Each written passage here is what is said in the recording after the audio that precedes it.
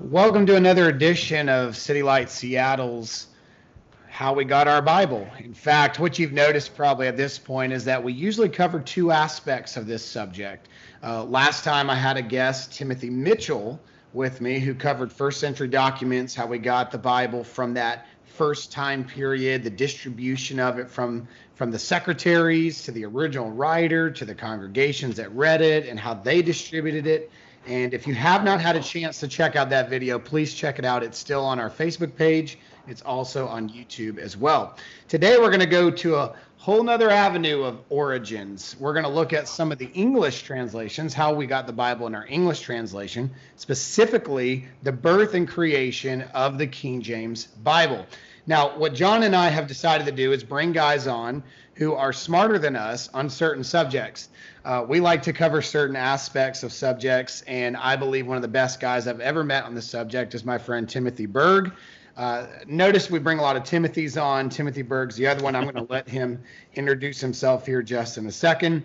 But what we want to do is right up front, just go ahead and say, we are not criticizing the King James today. That's not what this is about. It doesn't matter what your position is. If you are unfamiliar with the King James issue, or you currently hold a King James or prefer one, or you're all about the King James, maybe you have it on your Facebook page as 1611. We welcome you to read the material we're going to attach to this, as well as watch this video, and we think you'll actually learn something that would probably maybe even make you a little bit more excited about the King James. So we encourage all audiences to listen to this. I got my friend Timothy Berg with us today. Timothy, why don't you introduce yourself, tell us a little bit about you, and we'll jump into some questions. Yeah, so my name's Timothy Berg. I've been reading the King James Bible since I was a child. It's the first and only translation that I used for the first 30 years of my life. And then the last couple of years have kind of expanded my use, but still harbor a great love for the King James Bible.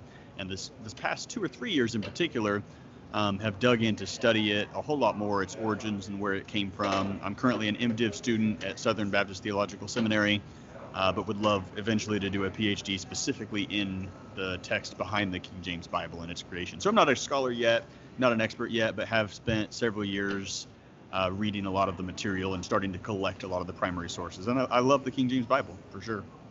Absolutely. And if there's one thing that I can say, that in the time we've gotten to know each other, your knowledge and desire and love for this topic has actually been one of the most refreshing, because usually this subject is it's hot. It's not always the kindest discussions. So we want to handle it the right way. And our view and our policy at CityLight is actually to bring a bridge and peace into every aspect that we possibly can. Obviously, sometimes that's out of our control, but we want to live peaceably with all. So the scripture tells us to do. Amen. But we also want to be honest, truthful with the data as it comes in. And the King James Version has some uses and misuses, and we'll get into some of that here in a second. But let's talk about the origin. Let's talk about how the King James came about to be, because honestly, we don't believe that King James himself just woke up one day and said, I think we just need another English translation, especially when most people were pretty content with the translations that they were getting in that time. What brought about this process to create the King James Version? Man, that's a great question. And there's a complexity of ideas that were taking place at the time. So on the one hand, we just have to keep in mind that we're on the tail end of the Reformation at large. So there's been kind of a revival of learning and a renewed interest, for the first time in really a millennium, a renewed interest in learning the biblical languages. Like the beginning of the 1500s, for the first time, Cambridge and Oxford began to teach Greek and say, oh, hey, ad fontes, we should actually go back to the sources. Erasmus in 1516 produced the very first published Greek New Testament text. It was a diglot, Latin in one column and Greek in the other. So now for the first time, the Greek text is on the market. People are going back to the sources. But then in England, a development creates a little bit different. We refer to the English Reformation as kind of a slower start, because whereas most of the Protestant Reformation is a theological debate, where Protestants are separating from Rome and saying, we don't want the Pope in charge anymore, we want the Bible to be our authority. In England, Henry breaks away in 1533 and says, I don't want the Pope to be in charge, I want to be in charge. So he replaces the Pope not with the Bible, but with himself and with the monarchy. And in England, then, you get kind of a middle state where the Church of England isn't Catholic, and is Protestant, but is Protestant not primarily at first for theological reasons, but is because of Henry's desire to get a divorce and to marry Anne Boleyn. So that culture is kind of standing in the background. There's this revival of learning, the beginnings of the English Reformation. And what happens is all these fault lines develop in the Church of England. You get one group that wants to get further away from Rome. And in fact, they want to do away with the monarchical control completely. Some of them want a Presbyterian form of government. Some of them want like a local church run type thing. Most of them don't want a bishop to be in charge, and certainly not the king to be in charge of the church. But then you get the Anglican side that believes firmly in the divine right of kings and says, no, the king is the head of the church, not the Pope and not the Bible, but the king is the head of the church. And we've got to protect that high church culture, the vestments, the high church liturgy, the way things are done. So there's this series of fault lines that develop, and all kinds of political tensions are in play when King James ascends the throne. He's been King James VI of Scotland, and in 1603 he comes to the throne, inherits the throne really in England, and now becomes King James I of England. And as he's coming into England in 1603, a group of bishops meet him and make a petition. Supposedly it's been signed by 1,000 different people. We don't actually have a copy of it today to look at it and verify that. But they basically meet him and say, okay, here's our chance to solve all these problems. So at the beginning of King James' reign in 1604, he calls a conference to listen to these Puritan complaints. It's called the Hampton Court Conference. And on the second day of that conference, Monday, January the 16th, he calls in 4 of the Puritans as representatives into his private chambers, and they're making all these complaints, and they have been for 2 days. They've been making all these complaints and things they want changed, and every request they've made, James has said no to. Well, we want the prayer book changed. We want the vestments done away with. We want to stop kneeling and making the sign of the cross at baptism. All these things they want to get further and further away from Rome. And James has said over and over again, no. And then John Reynolds, who's one of the Puritan plaintiffs there, he makes the suggestion and says, well, how about we get a new translation of the Bible, since the ones that are there aren't answerable to the truth of the original. And out of the blue, James jumps at that idea and says, oh, okay. That's the one request you've made that we will do. And the moment he says that, Bancroft jumps in, the Bishop of London, and says, we can't have a new translation. If everybody gets to translate their own Bible, and I'm paraphrasing him, there's all these new translations, this will never stop. We don't need new translations. But from James's perspective, what he's trying to do probably is heal this divided fault line that's existing in the Church of England. Because you get these faults play out into English translations as well. You get the Roman Catholics producing the Rheims New Testament in 1582, and it's starkly anti-Protestant. Like, you read the preface, and it's just angrily anti-Protestant. But then you get the Geneva translation that's created by a group of exiles from England, and it's thoroughly anti-monarchical. It's totally against the king. Hundreds and hundreds of notes in this first study Bible that oppose the king's authority. Well, obviously James doesn't want anything to do with that.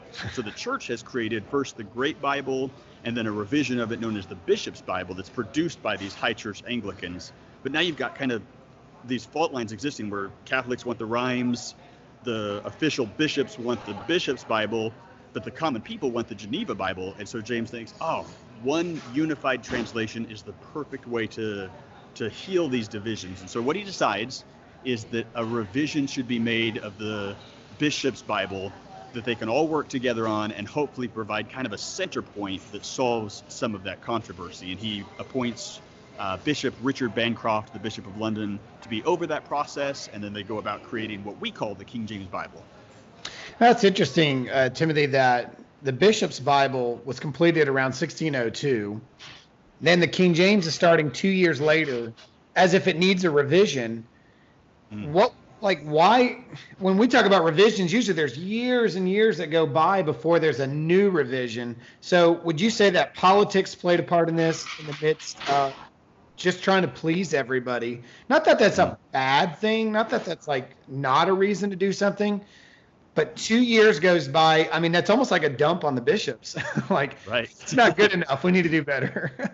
Yeah. So the first edition of the Bishop's Bible comes out in 1568. And then it goes through a major revision in 1572, and another major revision in 1575, and then another revision in 1602. And the King James Bible that starts in 1604, like you say, just 2 years later, is really just one more revision of it. But because now there are these political factors at work, like you've mentioned, it's a different kind of revision than what had been done before. And it's really the reason that it became the genius work that it is. Because the king's trying to heal these tensions, the way he structures this particular revision to be done is that it will incorporate the best of the revisions, or the best of the English translations that went before.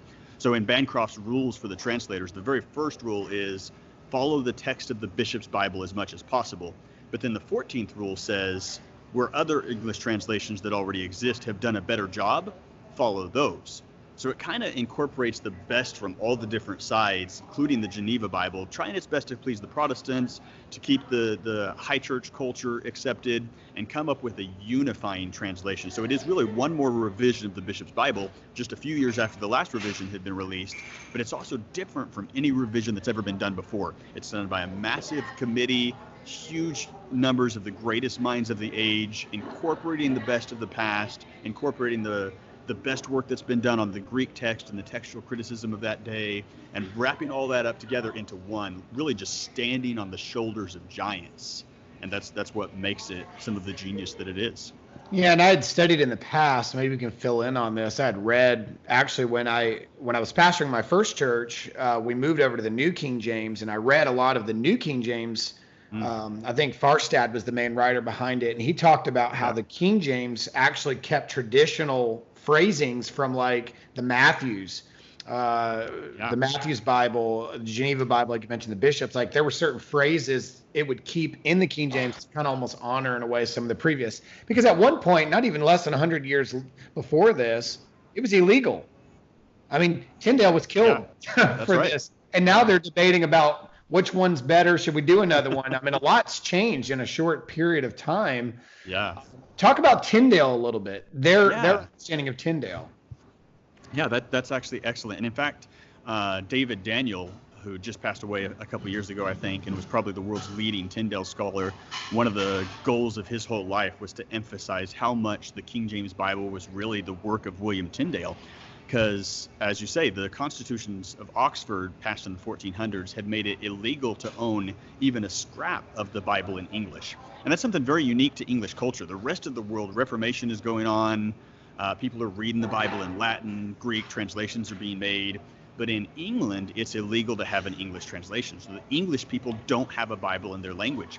And William Tyndale is a young man who develops that as just his life passion, is to give the people an English Bible. And he tries to go through the official channels first and get it approved. And he realizes there's no way to do that. That doesn't work. People don't, the people in charge don't want an English Bible. They don't want the people to read their Bible in their language. So he ends up having to flee as kind of a refugee and says, well, there's no place to do this in all of England.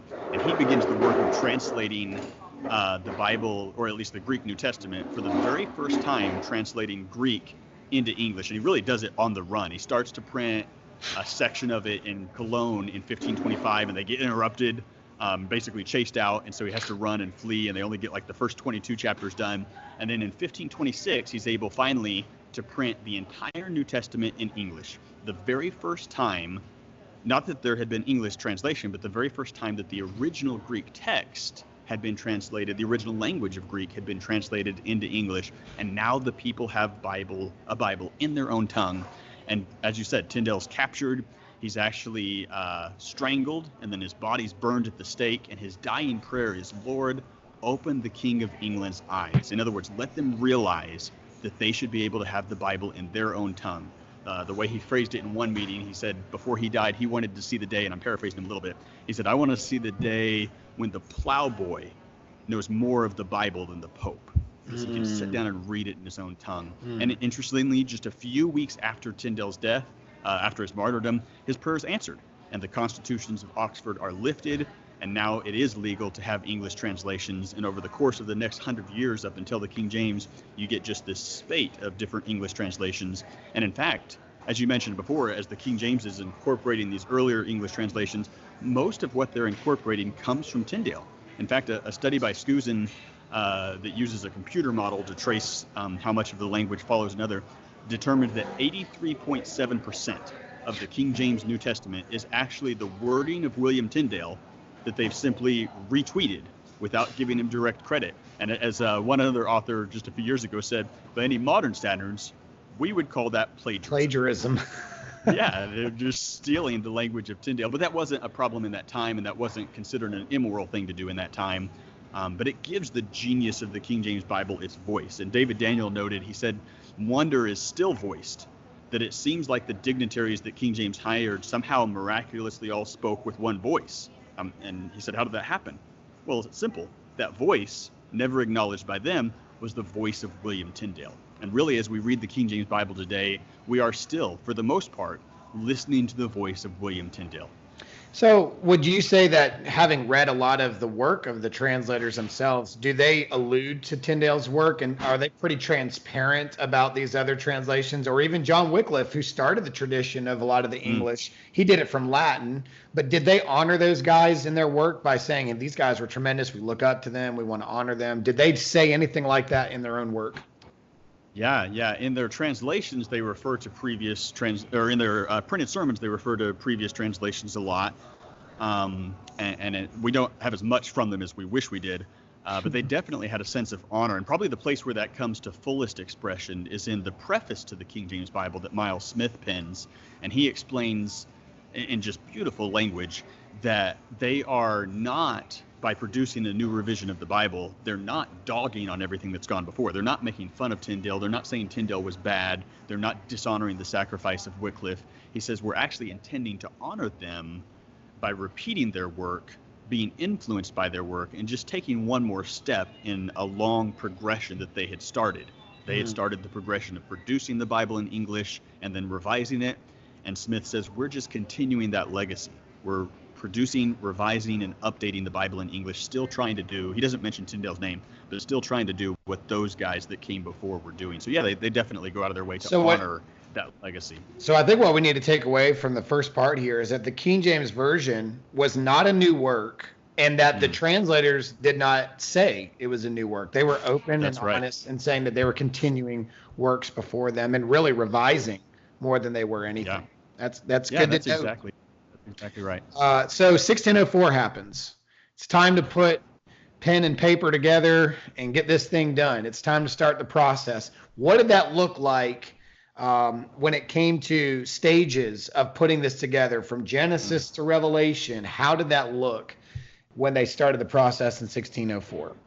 Yeah, absolutely. So there's again, the king appoints Bishop Richard Bancroft, who initially hated the idea of a new translation, ironically, and then he realized that there was a lot of political gain in it for him, and he could make a name for himself, and he ultimately, through his work on the translation, got promoted from bishop to archbishop, so he became a fan at that point of the King James Bible.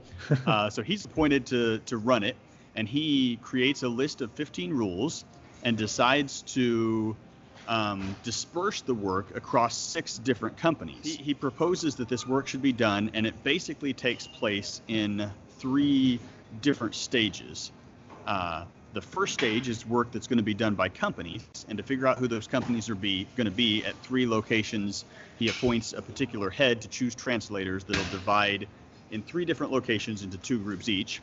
And then after the companies have done their work, the second stage is a final revision that's going to take place at Stationers' Hall in London over the course of about 9 months there. After that's done, there is a kind of final edit stage, the third stage, that's done by Smith, Bilson, and Richard Bancroft. So there's kind of 3 steps to the way the King James Bible is created that again helps it to be a community project and lends itself in some ways to the genius of what the translation is. Did you lose that again, or can you still see? No, I see it. Okay, so let's just kind of zoom in. These are the 3 stages. Stage 1, you get 6 companies at work over the course of about 3 to 4 years. And then stage 2, this general meeting at Stationers' Hall, and then stage 3 is final edits. Let's just zoom in for a minute there on stage 1. So he appoints a head in each of these 3 locations, Westminster, Cambridge, and Oxford. And they appoint translators. We don't know the exact number. There's about, between different lists, 47 or 54, so somewhere around 50 translators. And they're going to be divided into 6 companies. And we can think of them as 3 companies if we think of one group at Westminster, one group at Cambridge, and one group at Oxford. But each of those groups has 2 teams. So at Westminster, there's a Hebrew team and a Greek team. And then at Cambridge, there's a Hebrew team and a Greek team. And at Oxford, there's a Hebrew team and a Greek team. So it's really best to think of 6 companies, 2 each at these locations, and they are each assigned a portion of the Bible, a section of the biblical text. And remember, for them, the Bible includes the Old Testament and the Apocrypha and the New Testament. So there's a good chunk of work to be done, and they're going to produce, again, a revision of the Bishop's Bible. And this is really important to understand. The translators don't sit down with a Greek text and a blank sheet of paper. Like, they're not producing new work. Instead, the king orders 40 copies of the 1602 Bishop's Bible to be produced, and he orders them to be unbound. So not bound like a book, but loose leaf pages. And that's actually what they do their work on. They have a copy of the Bishop's Bible in front of them, and they're crossing things out, adding things in the margins, deciding how they want to revise the bishop's text, and trying to follow the bishops as closely as possible, except where the Greek or Hebrew demands that they go elsewhere, or one of the earlier English versions has done a better job than the bishops. So that's kind of the overall structure of the work. So at Westminster, the Hebrew group has been assigned to do Genesis through 2 Kings. The Greek group has been assigned to do the New Testament epistles. So you get kind of a first and second Westminster company. And when we number these companies, basically the first company always means the Hebrew team. The second company always means the Greek team. So this first Westminster company is headed by Lancelot Andrews, and he is the head of this Hebrew team that's going to work through the Pentateuch and all the way up through 2 Kings. And there's we have 4 different lists of the translators and as they were divided, but in manuscript Harley 750, we see this really awesome section as it divides the translators, and it shows us that this company, like each of the companies, or almost all of the companies, subdivides its work. So you can see the first Westminster company alluded to here, but then it subdivides its sections. So you've got 5 men in this first section and 5 men in this second section. And the first one, what I'm just going to call Group A, is going to take the Pentateuch, and the next one is going to take everything from Joshua to 2 Kings. So they kind of split their work up and go their separate ways to work then on their allotted text. So here at Westminster, you get one group working on the Pentateuch, and we've got 5 men here. And the way this works, we can't tell about every company, but from some of the data we can gather from some of the companies, it becomes clear that most of them probably met once a week. Like one of the companies, one of the heads refers to, he had to get out of an obligation. He says, well, because this afternoon is our translating time for the week, so I've got to be here for our translating time. I mean, he actually makes a note. He knows I've got to be there because most of the translators are absent today. So they're calling in sick too. These are human beings doing very human work, and there's times where they get together to do their work, and some of them aren't there. They've not made it that day, but they get together. And we actually know some of the rooms where they met, a few of the companies, and once a week they're sitting down and working through a portion of the text together.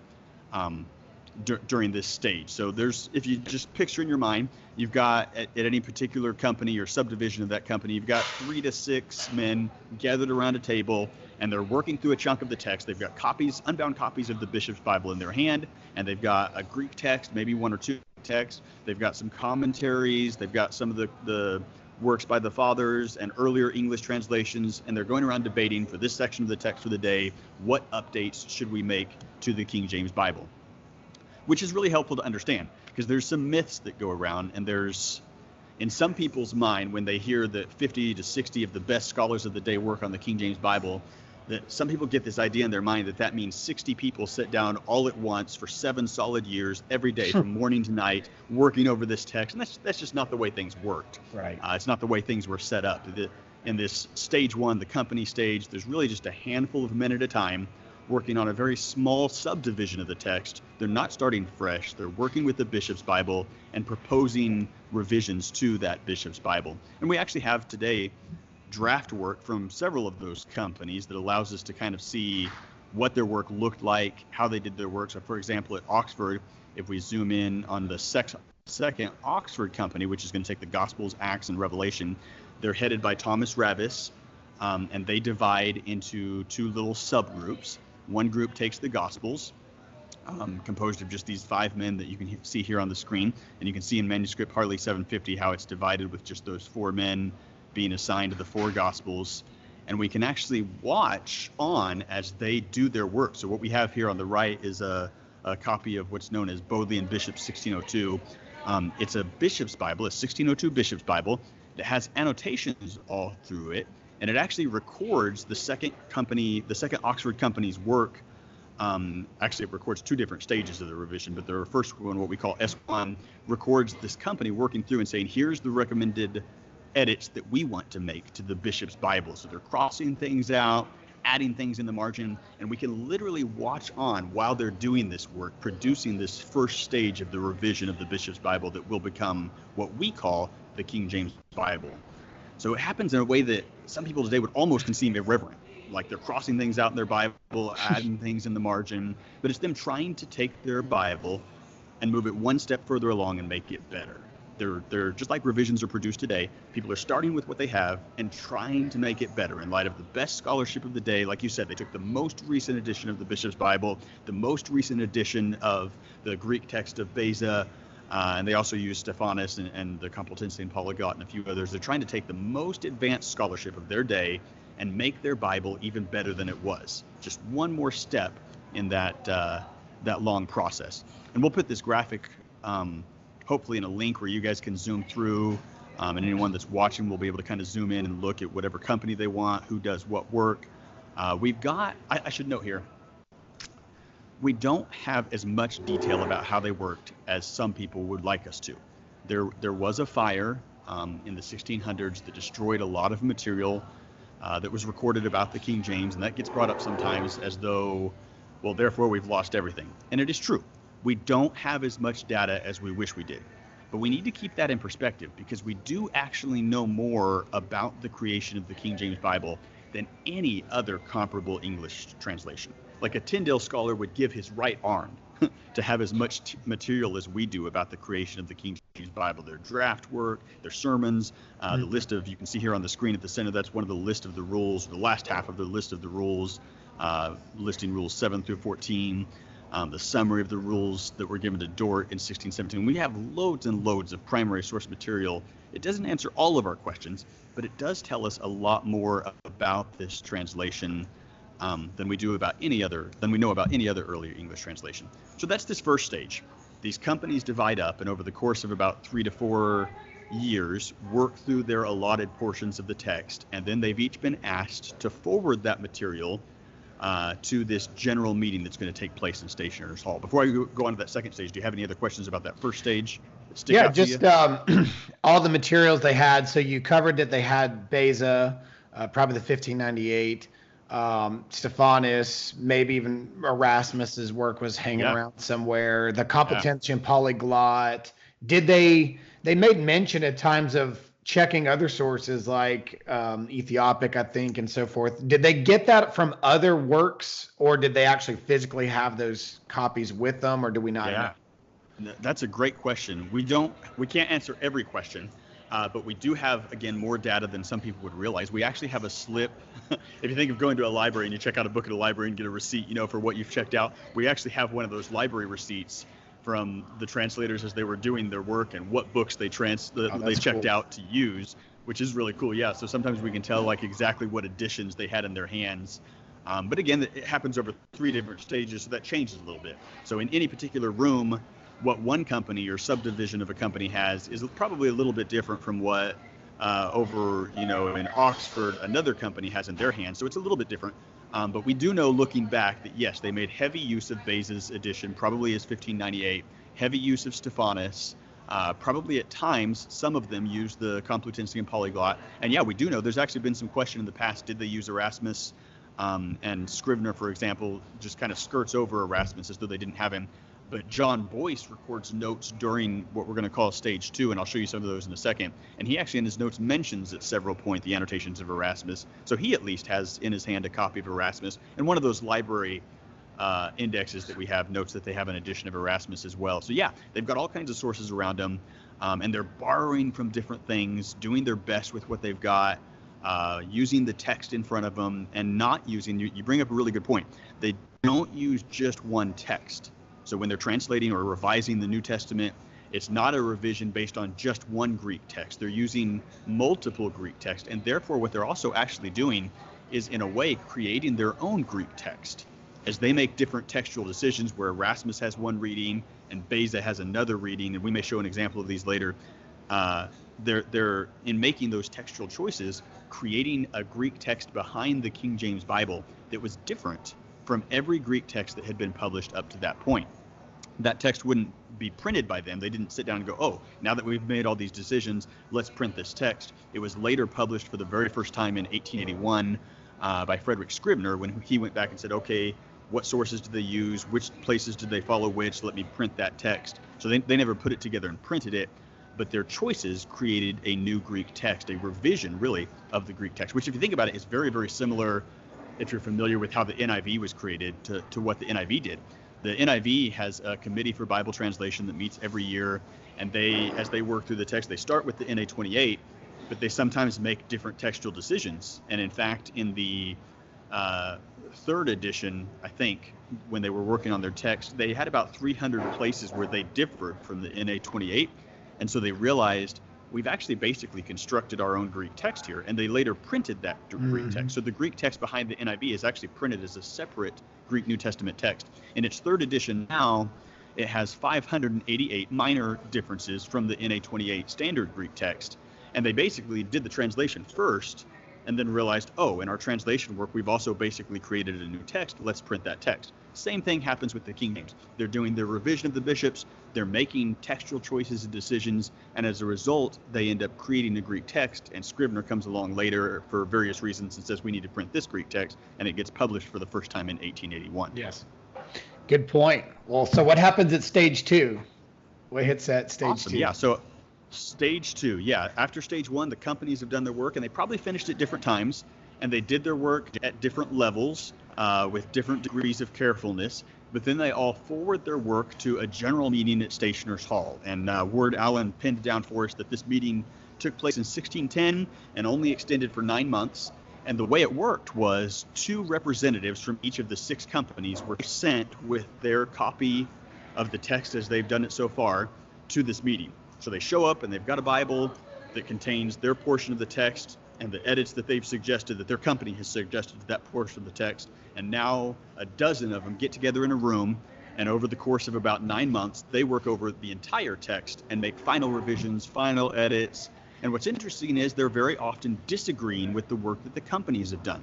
So the companies have proposed a certain way that the Bible should look, and the revisers at Stationers' Hall are looking that over and sometimes saying, yeah, we like that. And sometimes saying, nope, we don't want to do that. And so disagreeing. So what you get here is a group of revisers then that is disagreeing in virtually every decision that they make, or at least in every difference that they make, disagreeing with the companies that have produced this first stage of translation, which again helps us to dispel one of these myths that's out there. People sometimes get in their mind that, oh, the King James translators all had this perfect unity and everybody got together and everybody agreed what the text should look like. But that's just not the way that it happened. These are human beings doing their best to serve God and create a translation in a way that honors God. And the group that has performed most of the legwork in the company stage is now being reviewed by this second stage, the revisers, and the revisers have veto power. So these 12 men sitting in this room at Stationers' Hall really get much more choice about what the text is going to look like, and they have much more control over the final shape of the text. And I took a picture here. I was actually at Stationers' Hall about a year ago. Wasn't able to go inside because it's now like an event venue for weddings, and I didn't realize I had to book it to be able to get inside and see it. So I was just basically able to stand outside and peer through a window. But you can visit it today and see the room that they did this work in. These 12 men get together around a big table, and they're working through not just a portion of the text, but now going through the whole Bible. But again, we have to realize they're having to move very quickly. They're trying to cover all the Old Testament, all the Apocrypha, and all the New Testament in just 9 months. So it's a revision for sure, and a heavy revision, but not as detailed a revision as could have been done. And by this stage in the process, the king is actually complaining that things are taking too long. He writes a letter, Bancroft writes a letter that says, you guys need to hurry up. We're 4 years into this and you're not done yet. Get on the ball, get to moving, get to working. Maybe a few of them called in sick too many times, I don't know. But they're being a little bit hurried now at this stage. And in the course of those 9 months, produced this revision of the company's work. We know the names of only 4 of the men that were at this meeting, unfortunately. We don't know all of the rest of them, but we know 4 of those men. And we do have a selection of notes that were made by John Boyce, the 4 men that we know were there: Andrew Downs, John Boyce, John Harmer, and Ralph Hutchinson. One of those men, John Boyce, who had been a translator in the earlier company's work, he actually recorded a series of notes during this meeting at Stationers Hall. And we can actually today, they've been republished by Ward Allen. We can see these notes. You can see there on the right as he's recording, and it's just fascinating to watch on, because he's recording, hey, so-and-so said this, but this other guy argued with them. Now they're debating. We're fighting over it. I think we should go with reading A. And they're just working over the text in real detail. And again, they're disagreeing with each other, debating with each other, arguing with each other. There's not some magical unity, but they're all doing their best to produce a better revision of the Bishop's Bible and therefore be faithful to the text. Well, I think that's important to note, because it appears like there's this presentation of how the King James went where everybody was just kind of like on the same page. And you already debunked the idea of 50 plus men being in the same room choosing all the words. But even when they were in their little committees and they were marked down into their sections, they may have all agreed on something they spent numerous hours on. Here come these editors, and they're doing the whole Bible in 9 months. They come in behind numerous hours of works and say, no, let's actually go with this reading instead. That would almost be insulting if I was on one of those committees. Do we have examples of where that even happened, where there were some changes? Where the editors came behind, because what that means is again, you said these were men, they were humans, they called out sick, whatever reason they couldn't make it certain days, but they also did not see eye to eye on certain readings, especially if you have different manuscripts, especially if you have, for example, if you end up having a Beza reading, one group might think that Stephanus was the better one, and this other group comes in and says, no, I like Beza's better. That's the better reading for us. And did that happen in their process? Yeah, absolutely happened over and over again. So one minor example, and there's hundreds of these that we could look at, would be what takes place in Luke 2:22. So what I'm looking at here is Bode 1602. This is the draft work from the Second Oxford Company, and it records a series of revisions. The guy who edited it and produced the transcription of it, Ward Allen, he suggested that there's 3 stages of revision, what he called S1, S2, and S3. But basically, the company's sitting down with a copy of the Bishop's Bible, and that's what's in the background here is the Bishop's Bible, and they're working over the text. And at that first stage, stage 1, the company stage, they come along here to Luke 22, and it says, and when the days of her purification after the law of Moses were accomplished, and now they've hit a textual variant. So the text of Erasmus and Stephanus say the days of their purification. So it's a plural. And the idea being, does that include Mary and Jesus, or is it Mary and Joseph? There's kind of some ambiguity there. But the text of Beza says her purification. Very specifically, it's a feminine singular. And it's the difference of just like 2 letters in Greek. But it's a textual variance, and it's an important one theologically. And so they're picking up their Greek text, and Erasmus has a long note where he defends his reading, and Beza has a long note where he defends his reading, and they're working through the Bishop's Bible. Yeah, they're disagreeing. They're editors. They're basically coming to a spot where they go, oh, our Greek texts disagree here, and as editors, we have to make a decision. So the Bishop's Bible had gone with her purification, and during S1 revisions, during the company's work, they say, no, we want to add a marginal note and note that there's a difference here. So in the margin, they write, or, this is really hard to see, it's not the greatest image, but they write, or there. So they're noting, we want to highlight the reader to the fact that there's a textual variant here. So we're going to leave her in the text, but we want the margin to say, or there, so that we have both Beza and Erasmus, both possibilities. Well, what happens when they send their work to what we call S2 revisions, and there is some question about what S2 revisions are, is that them sending their work according to the rules stipulations to another company for review. I think that's very possible. Or it could be that the company does a first draft work and then comes back and does a second run at the text. So we don't know for sure. There's some questions unanswered here. But what we call S2 revisions, I think are probably a second, in this case at least, a second company looking over it. Well, that company disagrees with their decision. They say, no, we don't want her in the text and a margin that says there. we want there in the text and a margin that says her. So they cross out her, which is actually the crossing out by the ML scribe here actually means this was a proposed revision that was accepted. So they accept this and say, yeah, this is what we want the text to do. And they write above that there with a little flower symbol. They say, we want the text to say there here. And in the margin, we will note that there's some uncertainty, and we'll write in the margin or her. So now they've crossed out the word there. Yeah. And they're saying the margin should read or her. And I know that's, again, really hard to read, and it's written in a handwriting style that's not easy to follow if you're not used to it. But that's what's going on here. They're saying, nope, we disagree with the S1 revision. We want the text to say there and the margin to say her. So you can tell this is a matter of a lot of discussion, a lot of debate, either between one company and another company or within one company, and they're disagreeing with each other, and they finally come to a conclusion. They want there in the text. But at the general meeting, as you said, the guys with the veto power went, nah, I don't think so. They decided we're just going to print her, and in fact, all this work that they've done debating and arguing and putting a marginal note, we're not even going to do that. So they print the King James in the 1611 with just her, and they don't even include the marginal note. They've exercised their veto power, disagreed with the decision that was made by the earlier company of translators, and said, nah, we're just going to stick with what was the Bishop's Bible originally, and we're not even going to admit the textual uncertainty here. So yeah, this kind of thing happens hundreds and hundreds of times over. As these 12 men are revising the text, they're the ones with more power.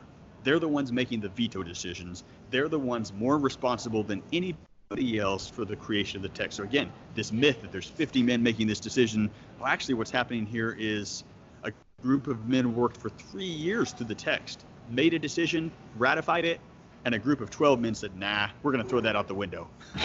So these 12 men shape the King James Bible more than anybody else, and this happens on just every page of their work. Not all of them are textual differences. There's translation differences. How are we going to word this? How are we going to punctuate that? But that type of process happens again and again and again as we're in this second stage. I would be insulted, to be honest with you. I would just be insulted if I were on that smaller committee. But I will say this, because anybody that's watching this in CityLight, this example has come up in other videos and works. I agree with the first committee. I think it should be there, purification. Yeah, me too. I agree too. That's another note for another day. Evidence is, it's a long discussion, but the Greek manuscript is almost uniform. The data is almost completely uniform to say that the King James reading is actually wrong. But you can make a case for the King James reading. Yeah. Beza did. I just think it was the wrong choice. I agree with you, and I've made that statement in numerous articles and stuff that where it's come out in differences. Now, did King James himself, the king, have any influence on word choices at all? That's a really good question. So there's a couple different myths out there. In some people's mind, the moment we say King James Bible, people think, oh, that means King James is the one who did this translation. Well, that didn't really happen. King James, again, appoints Archbishop Bancroft and these companies to do the work. So James himself is not working on the translation. But yeah, he did have a lot of influence. The moment the translation was suggested by John Reynolds in 1604 on January the 16th between 11 o'clock and 12 o'clock noon in that tiny little room where there's a group of people gathered, James had a series of things that he wanted to say. The first thing he said was, if we're going to do this, I don't want it to look like the Geneva. The Geneva Bible is full of notes that are against the monarchy, and I don't want that, so no notes are allowed. And then, he stipulates that the old ecclesiastical words should be kept. So there's a bunch of words that have kind of become a hotbed for controversy since Tyndale. And in some ways, Tyndale died for these words. Should the Greek text be translated congregation, because it's God's people getting together, or church, as though it's authorized only by the presence of a bishop? Baptismal questions. Should we render the text baptism and therefore allow infant baptism? That word had come to mean even infant baptism, sprinkling, immersion, or should we render the text literally immersion, so that it can specifically only refer to an adult baptism where you baptize someone by immersion? There's about a half a dozen of these kind of flashpoint words. And James basically specifically says, I don't want us to do what the Geneva did here. I don't want the Puritans and the separatists to have their say. This is still going to be a high church Bible. And that's actually incorporated into Bancroft's rules. One of his rules spells out very specifically those old ecclesiastical words are to be kept. And he went to an extreme there. We'll see in the third stage. He went to an extreme of keeping those words even when none of the translators agreed. But there is another thing to say there. If one dangerous extreme is to suggest that James wasn't a part of it, Another dangerous extreme is to suggest that James wasn't a scholar, didn't know what he was doing, had no competence. That's not true. James was probably the most scholarly prince or king who had ever sat on the throne. And he had actually urged, back in 1602, before he took the throne in England, he had urged a new translation of the Bible, especially of the Psalms. He hated the way the Psalms had been done in prior text. And he wrote his own translation of the Psalms that were later published in 1631. And it's a beautiful work, very well done. And it doesn't inform the King James Bible directly, but it does show us that the king certainly didn't mean, well, here's the King James Bible, nobody can ever do anything different. His text came out 2 decades later of his own translation of the Psalms. He also wrote his own paraphrase of the book of Revelation. This is another myth. I don't know where you land on this, but I don't like the trend that exists sometimes in evangelical circles where we hate paraphrases. I'm not going to read the Message. I'm not going to read the Living Bible. There's actually a long history of paraphrase, and Erasmus's paraphrase of the New Testament is a core document of the English Reformation. Every parish church had a copy of their version of the Message Bible of that day. People loved it and read it, and James produced a paraphrase of the book of Revelation and published it. I think it was published in 1616, if I remember. But again, pointing out that therefore the King James text of Revelation isn't the final word. James is a scholar. He's working on these other projects, and he's perfectly fine with other forms of the text floating out there. So I don't know if that answers your question or not. But that's actually very interesting. I think anybody watching is going to find that intriguing as well. Let's hit that third stage real quick so we can start wrapping into some of these other questions before we wrap it all up. What's that third stage look like for us? Final edits. So in stage 3, the companies have done all their work over the course of about 3 to 4 years. There's a little bit of lag time in there where the companies may have been debating or may have just kind of frozen. And then for 9 months, in stage 2, the revisers have worked over the whole text. And then stage 3 happens just in 1611, just before the text goes to print. So there's not a lot of heavy editing done here. And basically 3 men are exercising a role. Thomas Bilson is assigned to create chapter headings, the headings and summaries and stuff that occur over each chapter. I should have brought 1611 that I could show you to give you some examples. But he puts all that kind of paratextual material together during the course of this final edit. And then Miles Smith is tasked, who has been one of the previous translators on one of the companies. He's tasked with creating some of the prefatory material. So he writes the dedicatory preface to King James, and then he writes one of the most important documents that's ever been written concerning English translation, which is the preface to the King James Bible. It's called The Translators to the Readers. And he organizes it into 3 basic sections. I wish we had time to walk through all the details of it, but he gives kind of these marginal headings. And those marginal headings basically divide it into 3 parts. And he's at core trying to make an argument. Because we have to understand, again, in this political climate, people love the Geneva Bible. They don't want a new Bible. And the bishops love the Bishop's Bible. They don't want a new Bible. Nobody's really asking for a new Bible. And the whole course of years now that it's been worked on, people are talking about this project. And some of them are very upset about it. Some of them don't like it. There's a general attitude of not wanting it to be done by a lot of people. Hugh Broughton in particular wrote staunchly against it. So when Miles Smith sits down and writes this preface, one of the basic things that he's doing, like the heart and soul of his argument, is to say, we've always revised our English translations. We've always produced new and updated versions, and we're always going to have to. Translations always need to be updated. They always need to be revised in light of the best scholarship. And so what we're doing right now, this revision of the Bishop's Bible, should be accepted as just one more step in that continuing process of revision. So he lays that case out at length in this 11-page document, does a marvelous job. I personally think anybody who's involved in translation work should carefully read through that preface. It's just a brilliant document on why we translate the Bible, how we translate the Bible, what should guide us as our goal when we do. And it's really a case that English Bibles should always continue to be updated and revised. And he answers a bunch of the arguments that are coming from Catholics and a bunch of the arguments that are coming from Protestants, and saying, yeah, I hear your objection, here's a response. I hear that objection, here's a response. Here's why we should accept this new revision of the Bishop's Bible. So that's Smith's role. But there is another individual. Remember, Richard Bancroft has been appointed over the whole translation. And after these final edits are done by Smith and Bilson, who probably don't change the text much, Richard Bancroft is the man who has the final word. He looks over the text, and remember, this is the guy that at the Hampton Conference said, we don't need a new translation. If everybody gets to translate their own thing, there'll be just no end of translations. Translations popping up everywhere. And then the king says, you're in charge. And he goes, oh, I do like this idea. New translation. So he's overseen the work. He's created this process by which it's done, appointed the heads of the companies that have chosen the translators, and now he has the final say. And he works over the whole text, and Miles Smith later complained that Bancroft made 14 changes to the text that none of the translators had ever approved of, and that some of them strongly disagreed with. So if we say, well, who had the final say in the King James Bible? Well, Archbishop Richard Bancroft has the final say. Wow. And again, there's this myth that 54 people all agreed.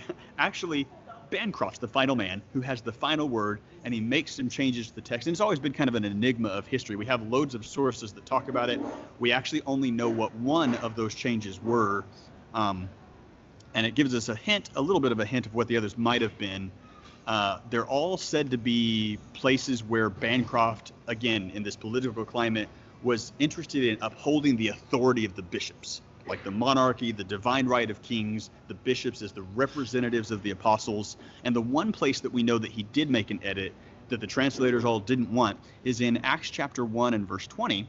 And Gustavus Payne records this in the words of Miles Smith. He says, Miles Smith, as the final editor, protested that after he and Bilston had finished, Bancroft made 14 more changes. And Smith said, we couldn't fight with him. He's, quote unquote, he is so potent that there's no contradicting him.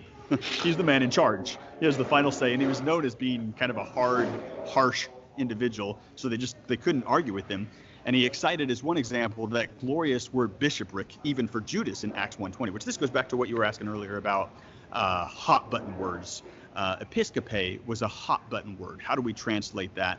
Because the way we translate that in English is going to determine church polity and church structure. And the word elder is conducive to the idea of a presbytery. So there's not like a heavy hierarchy of one man in charge, but there's a group of men in charge. And it's not the king that's over it all. It's legitimized by that congregation that gets together. But again, the king has been very clear he doesn't want that to happen in this revision of the Bishop's Bible.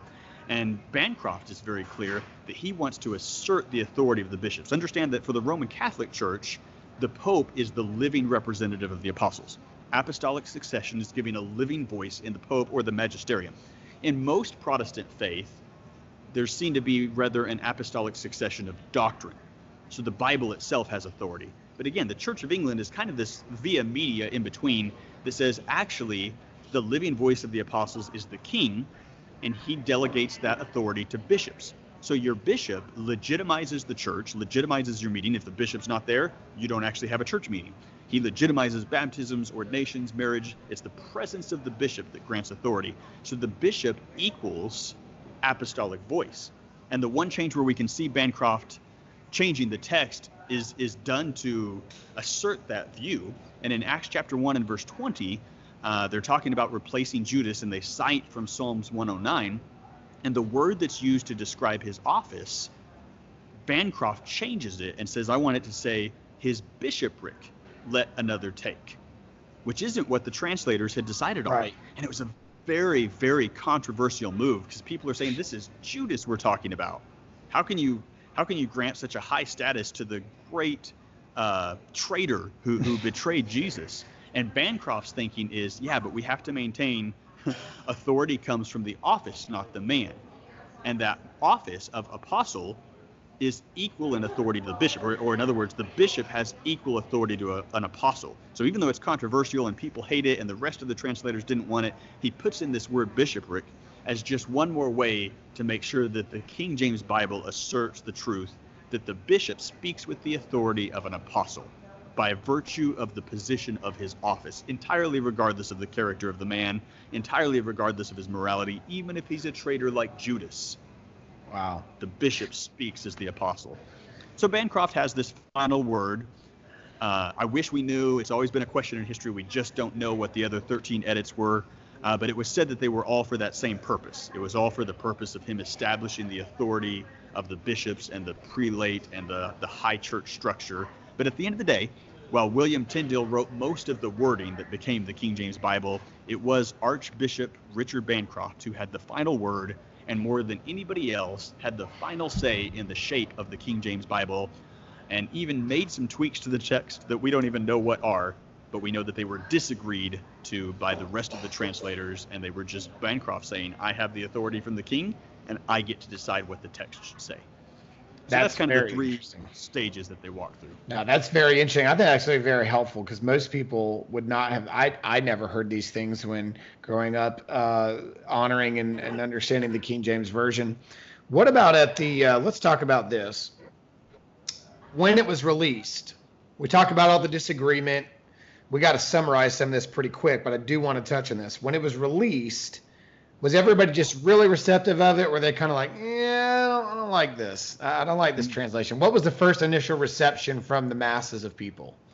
Man, yeah, that's a really good question. Again, most of the common people didn't want a new Bible, so they aren't excited about a new Bible. They loved the Geneva Bible, and they loved the Geneva Bible notes. So for the first half a century, people really didn't like the King James Bible at all. They didn't view it as good English literature.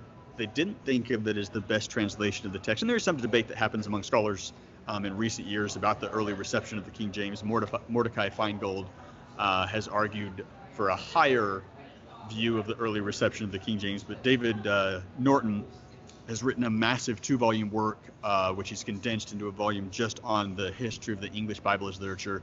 And he's argued, I think, very persuasively, for the first half a century of its life, the King James Bible really wasn't regarded as good English and wasn't a beloved Bible, and people were still reading the Geneva Bible. In the pulpits, there was still a copy of the Bishop's Bible, and that's what the church was still using. In private reading, most people were still using the Geneva Bible, and even when it became illegal to purchase a Geneva Bible, they were still shipping in Geneva Bibles so that they could read them. And then when that became illegal and they cracked down on it, and they printed only the King James Bible. There's even some editions where they print the King James Bible with the notes from the Geneva, because they really want those notes that the king objected to. But yeah, its first history of reception is really not great. It's not loved, not accepted heavily, not pushed, except for the fact that the king had mandated that this is the new translation of the Bible that should be used. How different did the King James look? Because by the time Benjamin Blaney started doing his revision in 1769, you see more of a mass of people in America at this point, where it was founded and all these things. And then in England, the King James at that point had replaced just about the Geneva and all these others. How different is the 1769 from the 1611? Because Blaney did make changes, and people say, well, most of them are spelling, because letters change, the S's and the J's and all that from the Elizabethan. Yeah. How different was it by the time it was fully received by the English-speaking world? Man, very, very good question. And again, that's a question with lots of myths that surround it. There are a number of people that claim that the King James Bible that's read today is identical to what was published in 1611, and you'll see that posted all over the place. One guy in particular claimed that he had sat down and collated a 1611 text. I believe it was David Waite, or D.A. Waite. He collated a 1611 text with a modern Schofield Study Bible and only counted, I forget the number, but maybe 134 differences. He said everything else is just spelling. There's only 100 plus minor differences. And I love Rick Norris and what he did. He sat down and said, okay, this guy has set a list of 4 rules for what should and shouldn't count as a difference. And he's claimed to take these 2 texts and collate them. So I'm just going to do that and recount. And he recounted and found that Waite had miscounted not by 1 or 2 or a few, but by over 2,000. Oh, wow. And using his own rules for what counted as a difference, that not counting spelling, not counting orthography, just counting verbal differences that are acceptable to or hearable and discernible by the ear. He put together a list of over 2,000 differences. And It's not an exhaustive list. And it's a list that's using a criteria for what counts as a difference that was created by a King James only or TR only advocate who his number, D.A. Waite's number of 173 or whatever it is still plastered all over the internet. There's only 100 plus differences. Everything else is just spelling. And Norris is going, man, that's just not even true. And I will say, just briefly, I know we're done, but the best work out there on this subject is by David Norton. It's called A Textual History of the King James Bible. And he walks through all the different editions of the King James Bible that have been done. And he has an appendix of, and it's, again, a partial one, but it's about 1,500 verbal differences between the different editions of the King James Bible, and he just lists them. And go ahead and tell us how many of those editions there were. How many total editions were there? Yeah, so that's a great question. And sometimes people will say, well, they're editions, not revisions, and they'll count 6 or 7. The official count is done by a group that's called Herbert's Catalog, or now in its revised form called the Short Title Catalog. And I sat down one time to try to count editions of the Bible that were published from 1611 to 1769. And it's hard to get an exact count because you can't always tell, was this a King James Bible or was this some other Bible being printed? It's not always possible. But just as a guesstimate, I decided to go through that list, and every time that I couldn't tell that it wasn't a King James, assume that it's a King James being printed, right? Because most of the Bibles that are being printed are King James. And I counted over 400 editions of the King James Bible that were produced from 1611 to 1769. It's true that there's maybe 6 or 7 major editions. There's a major edition done in 1613, a major one done in 1629, a big one done in 1638, and then a big one done at Oxford in 1762, and then of course the Blaney revision done in 1769. So there's some more major revisions and less major editions. But if you want to get strict, there's hundreds of editions of the King James that were produced, and they all differ, not in big ways. We're not talking about huge changes to the text, but there are verbal changes, word differences, thousands of them, between all these editions. And yeah, it's true that if you pick up a Bible today, it's not verbally identical to the text that was produced in 1611, for sure. And I think that's important to note because, even if D.A. Waite's right, let's just say D.A. Waite's number's right, if somebody holds an extreme view of the King James that every single word, jot and tittle are completely, perfect and inspired, and I know that one of them, even in Waite's list, is the difference between not doing something and doing something. Even in his list, that is a difference that does matter. So when we talk about, let's just say D.A. Waite's right. Let's say it's, just over 100. It's still different. And it's still not exactly the same. And I don't know if some people maybe watching this video will watch this and say, oh, I didn't realize that 1611, I thought it was just some spelling changes. Well, even D.A. Waite was honest enough to say there are differences. There are that are more than spelling differences. So that's important to know. And I thank you for sharing. That's very important. Let's jump into this and really quickly, what are some ways that the King James, and there's one I just gave, can be misused today? How can we go to an unhealthy extreme with the King James Version today? And I just gave an example right there, just misusing information. What are some unhealthy ways? And our friend, Mark Ward, wrote a book on this called Use and Misuse. And I'm going to you talked about the preface. Mark sent me the link, and I'm going to attach it to the video. And we'll attach a couple links to this video that we've gone over for people to be able to click on, including the format you just showed everybody that they went through. I'm going to attach that as well. But there are misuses, and just kind of abbreviated, give us a small form of the misuse of the King James. Yeah, I would point out at least 2 misuses that we want to be aware of. The first one, which you've already alluded to, is treating the King James Bible as though it were not a human product. Obviously, it's the Word of God, and I think we need to respect and honor it as the Word of God in a translation, but we also need to realize these were very human men that put it together, and they were not divinely protected from error.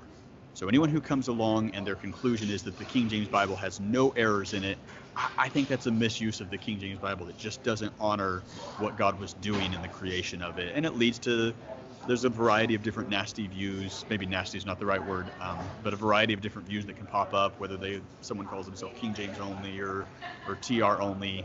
If you think that the King James Bible or the Greek text behind it was perfect, I would say that's a misunderstanding of what God's done in the King James. Another misuse would be the opposite extreme, and I see this a lot too, unfortunately, where people just discard the King James Bible and they dog it and they attack it. They act like it's horrible, it's out of date, nobody should read it, stay away from it. Oh, you're one of those guys that reads the King James, what a backward weirdo.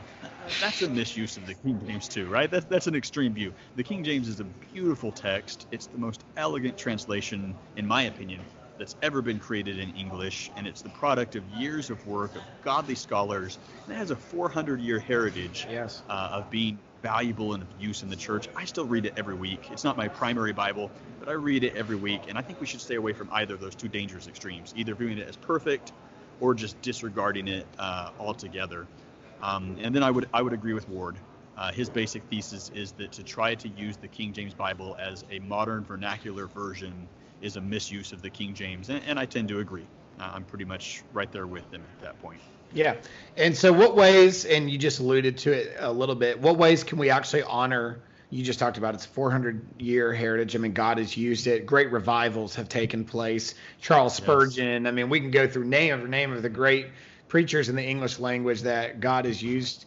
And I know there's an extreme there too, where people say, well, then therefore we should use it, but in it only. But what way can we honor the King James today? How can we do that in the year 2020? Yeah. I think we should continue to use and continue to read it. We best honor it by keeping it in our collection of books, by making it a part of our biblical reading. To this day, most of the time when I read the Psalms, I want to read them in King James, right? Yeah. And you were mentioning to me earlier, as we memorize Scripture, it's the language of the King James so often that sticks in our mind. I don't have children, but if I did, we would probably do most of our Bible reading from like an NLT or something like that would keep the language understandable. But it's very possible we'd do a lot of our memorization, if I had children, from the King James. It's elegant, it sticks in the mind, it's got history. John 3:16. Oh yeah. Anybody who quotes it is going to quote it in the King James version. Yes. And I don't think we should lose that. Probably the most valuable chapter in Ward's book is, I think it's titled 10 or 15 things we would lose if we stopped using the King James. And I think we best honor it by holding on to it, continuing to use it, but avoiding those two dangerous extremes, not letting it be the only Bible that we use or study, and also not disregarding it and forgetting it and chucking it in the trash bin, but continuing to quote it, read it, cite it, study it, and just recognize that it's one of many good translations that have been done. Excellent. Well, I appreciate you coming on, Timothy, taking time to do this. And for our viewers at CityLight, we want you to learn the history of the Bible.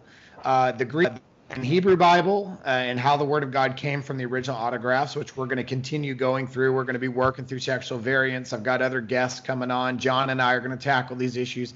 But we also, as English speakers, love the idea that we can read it in English. Most people don't know Greek and Hebrew. So we need to know the history of how it came into the English. And the King James was a major part of how you have your English Bible today. And it is modeled. It's usually the compared translation. When somebody's like, oh, we did it like the King James. And even the ESV in the preface has a statement about how the King James did their work. It's become the standard to kind of build off of too in some ways. So we love the King James at CityLight Seattle. We're not against the King James, but we're not solely given over just to that translation, no other. But we want you to learn the history. We want you to know the details. And there's so much in this. And you're probably going to have to go back and maybe listen to it 2 times and pause and write some notes down or screenshot it and see some of the data that was given. Read this stuff. There's books that Timothy put out there. If you need the links to those, message me, message Timothy. We're on Facebook. We'll send you the links. We want you to have this information. We're not hiding anything. The King James translators weren't hiding anything. Right. We want you to appreciate this process.